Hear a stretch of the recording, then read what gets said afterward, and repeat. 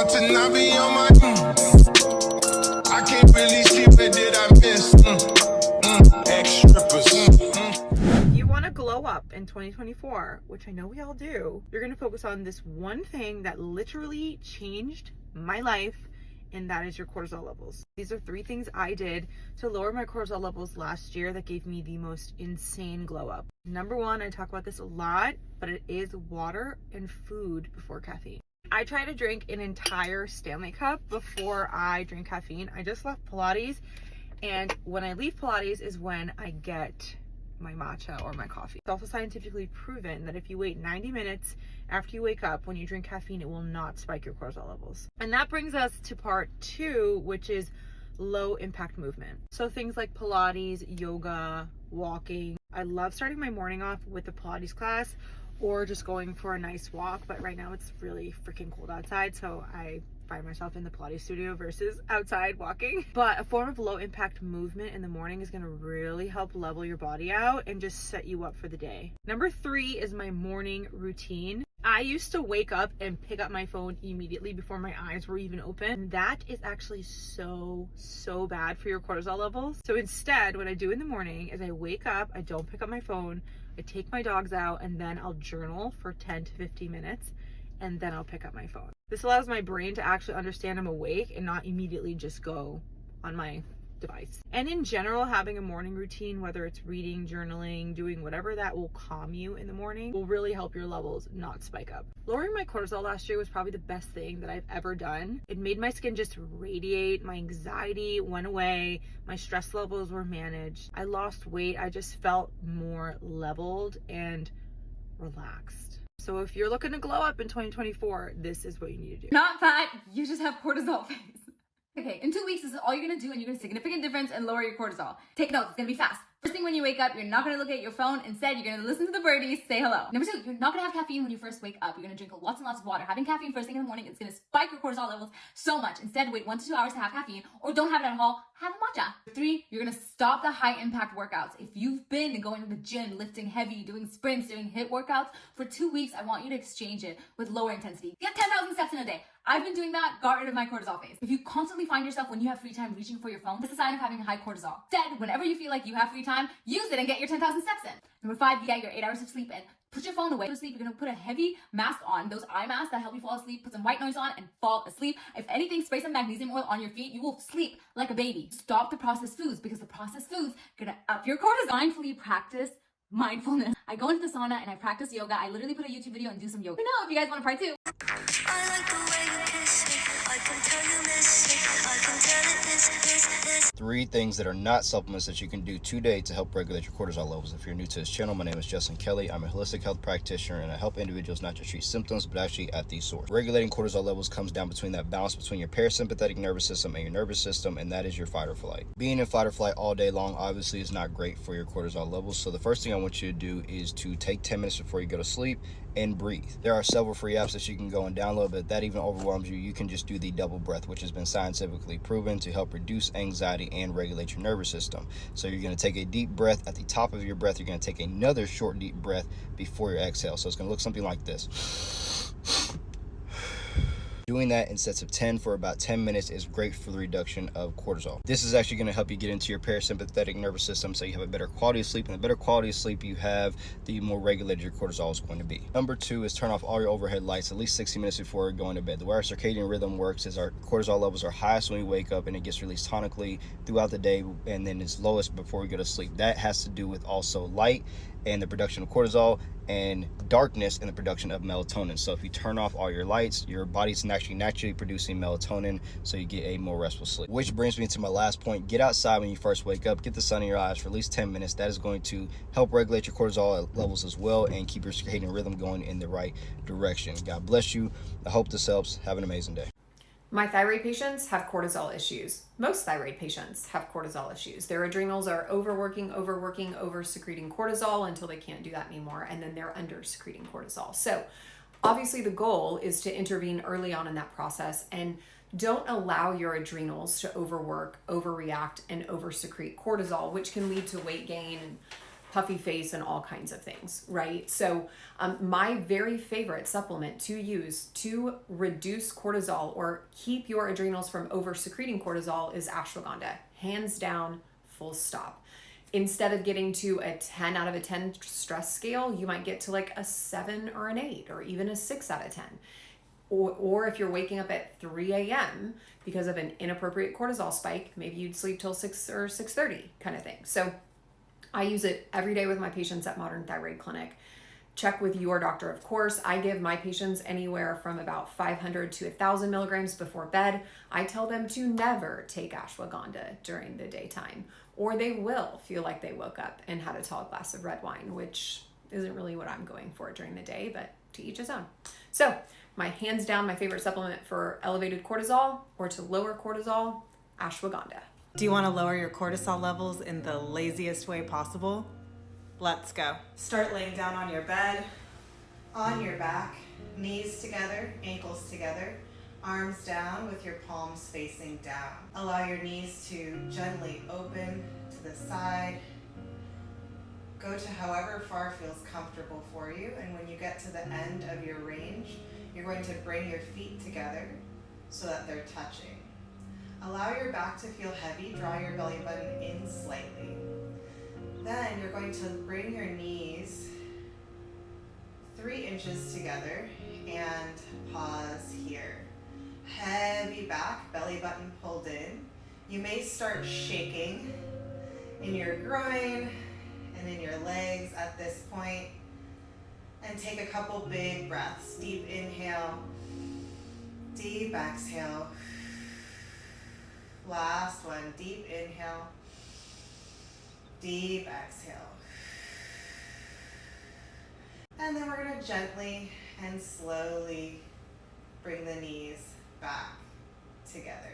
You may have to repeat that exercise a couple of times until your body feels comfortable enough to shake, or until you feel comfortable enough to have that emotional release during that exercise. Great job diving in. Did you know that if you get emotional over the smallest of things or are tired all the time, can't sleep at night and constantly crave sweets, then chances are you have high levels of cortisol. And the reason for that is because you're nutrient deficient. Because with all the GMO and processed foods out here, you'll never get all the minerals your body needs. So an excellent remedy I would recommend for this would be a spoonful of natural moringa. Moringa is fascinating because it's one of those rare leaves that has a high content of protein. So it's actually a food. There are tons of stories that I have heard that moringa helps people lose 25 lbs in 1 month, because it's very good to help control blood glucose, help with stomach, ulcers, and arthritis, since it is anti-inflammatory. Overall nutritional source of protein, vitamins, and minerals in a simple plant. Isn't that crazy? One of my patients even starts to feel younger and more energetic after she starts to eat moringa regularly. The one I use can be purchased from my TikTok shop. Cortisol belly, that midsection pudge that just won't budge no matter how much you diet or exercise. So how does cortisol cause that? And what can you do to get rid of that? Let's talk about it. I'm Dr. Vyas, a functional medicine doctor, and I specialize in natural hormone balancing. So cortisol is the hormone that's produced by your adrenals in response to stress. And with our lifestyles now, we're loaded with stress. And that's what causes these high amounts of cortisol in our bodies, which also signals your body to store fat. And it's not just any kind of fat, it's visceral fat. This is the kind that's hard to lose and surrounds your internal organs and causes all sorts of other health problems. This kind of fat is not just about calories, it's about chemistry. So here are 5 ways to help get rid of that cortisol belly. The first thing that people do when they notice that belly fat is decrease their caloric intake or start some intense workout programs, which is the opposite of what you need to do. Sounds crazy, huh? You see, when you severely restrict your calories or do intense workouts, these are considered as stress by your body. So what does the body do? Well, it produces more cortisol to deal with that stress, and that makes the problem even worse. So what do? Well, eat a whole food diet and try low intensity exercise like walking for 15 to 20 minutes a day. Number 2 is managing your stress better. I know that's easier said than done, but simple things like deep breathing, calms the brain and the body, and helps switch your body from that fight or flight mode, which is your sympathetic, to the rest and relax mode. That's your parasympathetic. And that also allows your body to heal. Number 3 is prioritize sleep. Your body needs 7 to 8 hours of sleep a night. I know when you're stressed, it's hard to get some good sleep. That's because cortisol affects your sleep hormone, melatonin. So try some deep breathing before you fall asleep. And another thing that helps with sleep and stress is number 4, magnesium. When you have high amounts of cortisol, your body leaches magnesium out of it. And low magnesium in your body causes high stress. It's a vicious cycle. Magnesium is naturally calming. It helps relax your brain and muscles and helps you sleep better. You try magnesium glycinate at night, 300 to 500 milligrams a day. And number 5 is try adaptogenic herbs like ashwagandha. This helps your body adapt to stress better. When you have high amounts of cortisol, this will help lower that cortisol. And for people that have low cortisol, it helps bring it back into range. You try about 200 to 500 milligrams of this in a day. Now, if you're on medications, talk to your doctor before you start taking ashwagandha. So try one of these or all of these to lower your cortisol and watch that belly pouch just melt away. Hope this helps. And if you want to get your hormone levels tested to see exactly what your body is doing and why you may be having trouble losing that weight, click the link in my bio for a consultation. Apparently, eating a spoon of peanut butter before bed helps drop your cortisol levels to help you sleep if you are a stressful anxiety bitch like me. Why would peanut butter before bed help you fall asleep? There are a couple reasons. Peanut butter contains tryptophan, which is a precursor to serotonin, which can have a calming effect on your brain. It is also high in healthy fats, which can help stabilize your blood sugar. It does this by slowing the absorption of carbohydrates. The reason you wake up at night sometimes is because the sudden spike and crash of your blood sugar. And lastly, peanut butter also contains magnesium, which has been shown to also relax you and improve your sleep quality. It is worth noting, while peanut butter may help some people sleep, it is not for everyone. Let me know in the comments if you have ever tried peanut butter prior to sleeping and if it's helped you, and follow to improve your health IQ. These are 5 tips that help lower your cortisol in the next 30 days. You're going to want to listen up because studies show that women like you and me with PCOS tend to have higher levels of cortisol. My first tip is to boost your level of cortisol in the morning because that's when it should be a little high. Unfortunately, with PCOS, it's low in the morning and high at night, which is why we wake up groggy and fatigued and then we can't sleep at night. Go on a morning walk so you can get some natural sunlight so you're energized and awake. My second tip is to wean yourself off of coffee. Yes, coffee. Coffee gives you a surge in cortisol, and women with PCOS, when we get a surge in cortisol, it's harder for us to bring it back down. This can affect your anxiety throughout the day and make you have trouble sleeping at night. My third tip is to stop doing intense workouts like HIIT and cycling if you feel fatigued and anxious afterwards. I used to force myself to do these kinds of workouts so I can burn more calories and lose weight with PCOS, but in the end, I didn't lose any weight. Number 4, don't skip your breakfast. Aim to have 30 grams of protein for breakfast so you can set yourself up for good blood sugar control throughout the day.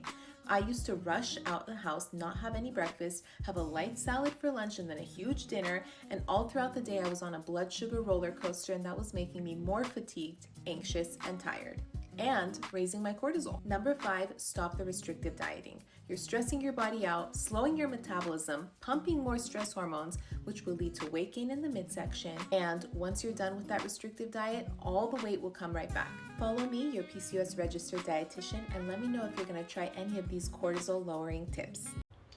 Mama, if you struggle with high cortisol, stubborn belly fat, you got hormone issues, you got junk food cravings, you're super stressed out, you're an overgiver, and you don't know what to do about it, even if you've tried exercise, you've tried fasting, and you still have that stubborn hormone belly fat, this video is for you. I'm gonna teach you 7 things that you can start doing today that's going to help lower the cortisol, which is going to affect your other hormones, which is super important if you're perimenopause, you have PCOS, you got thyroid issues, you got blood sugar issues, and you're just accumulating all this weight here, maybe in your face.